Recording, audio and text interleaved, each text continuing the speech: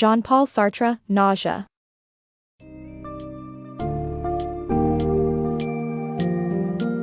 Step into the introspective world of Antoine Roquentin, a Parisian historian grappling with profound existential dilemmas, in Jean-Paul Sartre's Nausea. As you navigate through the diary entries of 1932, you'll be drawn into Antoine's solitary life in the fictional town of Bouville, where he confronts unsettling changes in his perceptions and emotions. Witness his interactions with a cast of characters, including an ex-lover, a curious autodidact, and a casual acquaintance, as he struggles with feelings of alienation, dread, and the seemingly arbitrary nature of existence. Delve into Sartre's existentialist themes, exploring personal freedom and the burden of creating meaning in a life devoid of inherent purpose. This summary will unravel how Antoine's existential journey mirrors Sartre's philosophical insights, ultimately leading to a glimmer of hope through self-discovery and the potential for crafting his own narrative.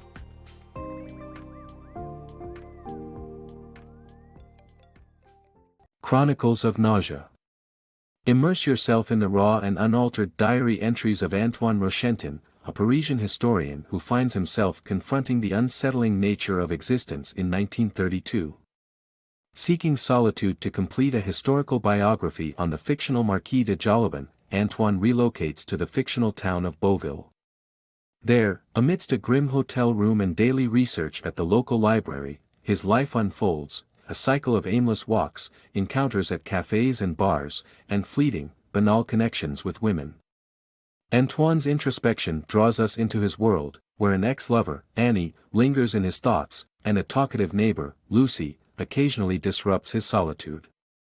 A peculiar self-educated man at the library further populates his sparse social interactions.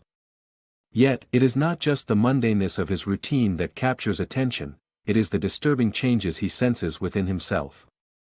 Moments of unexplained anxiety and repulsion seep into his perception. A simple pebble picked up on a beach turns his stomach, and his own reflection becomes a source of unease. Struggling to connect with people and burdened by the monotony of his research, Antoine increasingly wrestles with a profound existential dread. This deep-rooted nausea culminates when he seeks out Françoise, a casual lover, only to find her absent. The ensuing void intensifies his malaise, clinging to him through a card game and a fleeting cinematic escape. In these pages, the groundwork of existentialism unfolds as Antoine grapples with the futility and absurdity of life.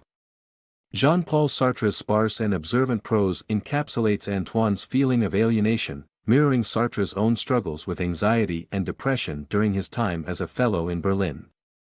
The narrative is interwoven with themes of freedom and responsibility.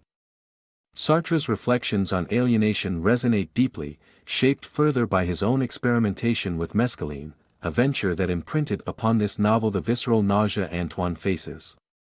Thus, Antoine's diary becomes not just a record of personal turmoil, but a profound philosophical exploration. It uncovers a shared human experience of searching for meaning in an indifferent world, a narrative that continues to echo Sartre's existential insights through time. Finding meaning. Antoine, caught in a spell of nausea yet determined, persists in his writing, wrestling with the inscrutable motives of his book's character, the Marquis de Jolibon. During a stroll in the town square, an imposing statue captivates him, disrupting his daydream until the self-taught man interrupts with a tap on his shoulder. They engage in conversation, and Antoine learns of the self-taught man's peculiar but earnest mission, to read the entire library, one book at a time, in alphabetical order. Though Antoine initially finds the reading selections rather odd, admiration soon replaces his skepticism. Inviting the self-taught man to his hotel, Antoine shares his travel photographs, sparking a discussion about future endeavors. The self-taught man pictures himself embarking on a cruise after his literary journey, craving a real adventure beyond the pages of books. Antoine, reflecting on his own life, recognizes a void of true adventure. His experiences seem like arbitrary events strung together, gaining meaning only with hindsight. This leads him into a bout of existential despair, pondering the capriciousness of life and his tumultuous relationship with an ex-lover, Annie, whose pursuit of idealized romantic moments once eluded him. Her unexpected letter, announcing her soon arrival in Paris and pleading for a meeting, revives Antoine's existential discomfort. This struggle to discern purpose in randomness mirrors Jean-Paul Sartre's philosophy that life inherently lacks meaning. Sartre views this absence of preordained purpose as liberating. With no predetermined path or meaning, humans bear the heavy yet exhilarating responsibility to craft their own significance.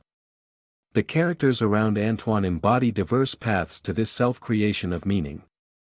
The self-taught man finds it in his disciplined quest through literature, while Annie seeks it in her idealistic pursuit of romance.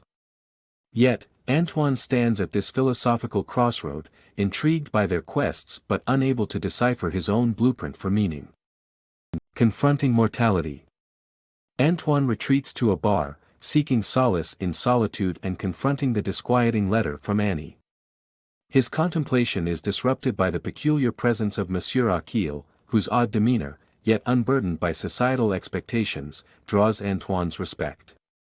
In contrast, Dr. Roger, the picture of conventional success, exudes a worldly confidence that stirs a mix of envy and reluctant admiration in Antoine. However, the doctor's sickly appearance starkly reminds Antoine of an indisputable truth: death spares no one, regardless of achievements. In the following days, Antoine finds a fleeting sense of purpose in his writing, a glimmer of happiness as his work progresses. Yet, the shadow of mortality looms large, returning to unsettle him with its inevitability. A visit to his favored café finds the waiter on edge, anxious for news from the absent café owner who lives upstairs. With mischievous intent, Antoine insinuates hearing ominous noises from above, only to find his own curiosity piqued when his work's progress stalls at the library. Unable to concentrate, he returns to find the café deserted. The mystery unfolds the next day when he learns the owner has only been bedridden with the flu. These moments of morbid curiosity and existential turmoil are mirrored in his visits to the local museum. The portraits of aristocratic figures, once admired, now project judgment onto Antoine. Their formerly celebrated lives seem to cast his existence into insignificance, intensifying his existential crisis. Overwhelmed, Antoine abandons his book, feeling his words have lost their meaning. In a chilling act, he stabs his hand, allowing the blood to stain his diary, the day's entry reflecting his despair: nothing existed. As Annie's presence looms closer, Antoine's anguish over mortality deepens.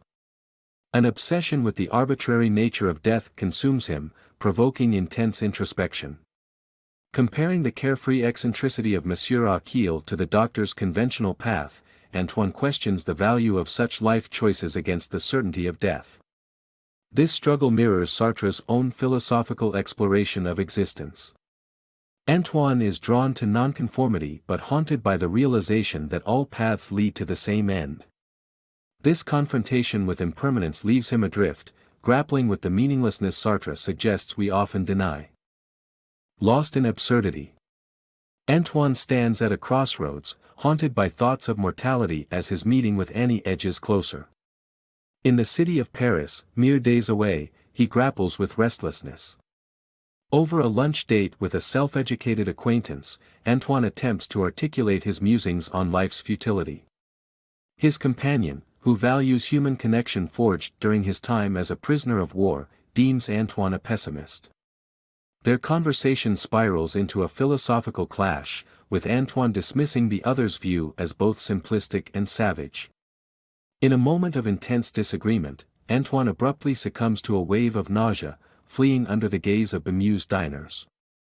Wandering through Bouvier, Antoine fixates on the superficiality of language. Words, he realizes, are mere constructs, names like bus or seat are illusions, only existence and non-existence hold true weight. He captures this epiphany in his diary: the nausea isn't an external affliction but an intrinsic part of him. Through this revelation, Antoine concludes that life springs into being without reason, persists out of ignorance, and ceases unpredictably. Feeling he has unraveled life's enigma, Antoine resolves to abandon Bouvier for Paris, ignited by an overdue sense of adventure and liberation. Yet, as he waits at the train station, anticipation of meeting Annie amplifies his existential turmoil. In a heated discussion, he staunchly defends his belief in meaningless existence against his friend's idealistic humanism. Antoine dismisses this view as blissfully unaware of the bitter truth he perceives.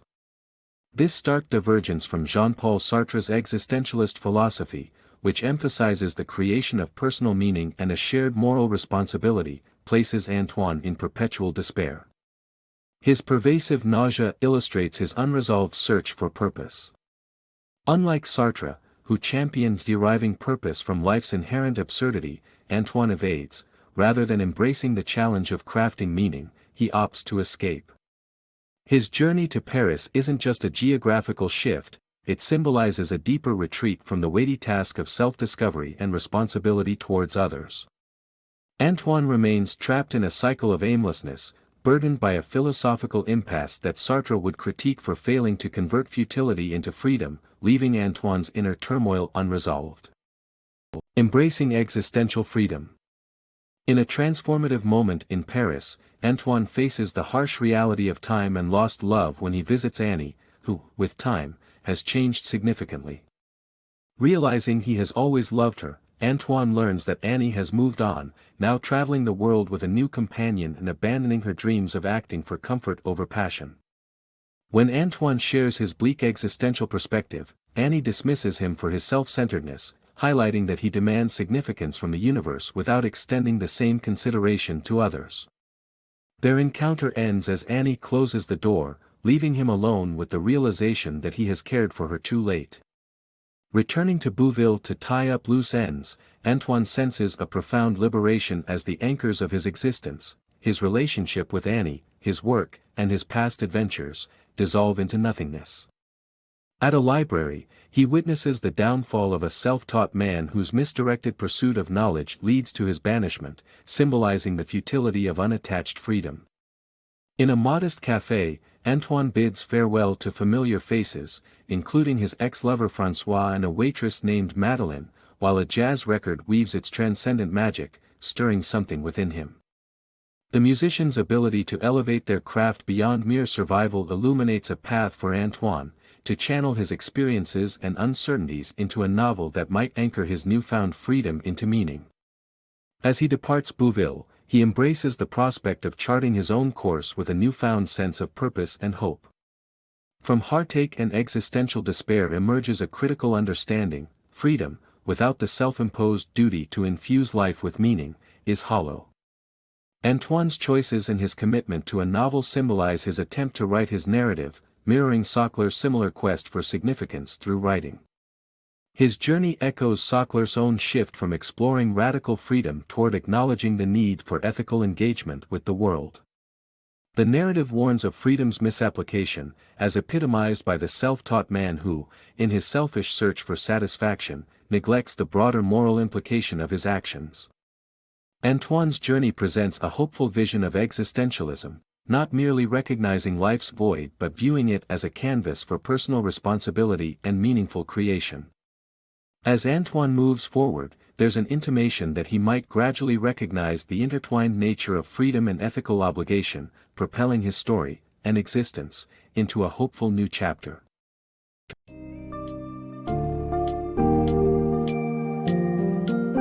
As Nausea reaches its poignant conclusion, Antoine Roquentin confronts the essence of Sartre's existentialism. In the face of life's inherent meaninglessness, lies the opportunity to craft our own significance. Through his interactions with characters like Annie and the self-taught man, Antoine reflects on his failures to grasp his existential freedom and duty. Yet, Sartre offers a hopeful note as Antoine resolves to write a novel, signifying the beginning of his journey towards embracing freedom and responsibility.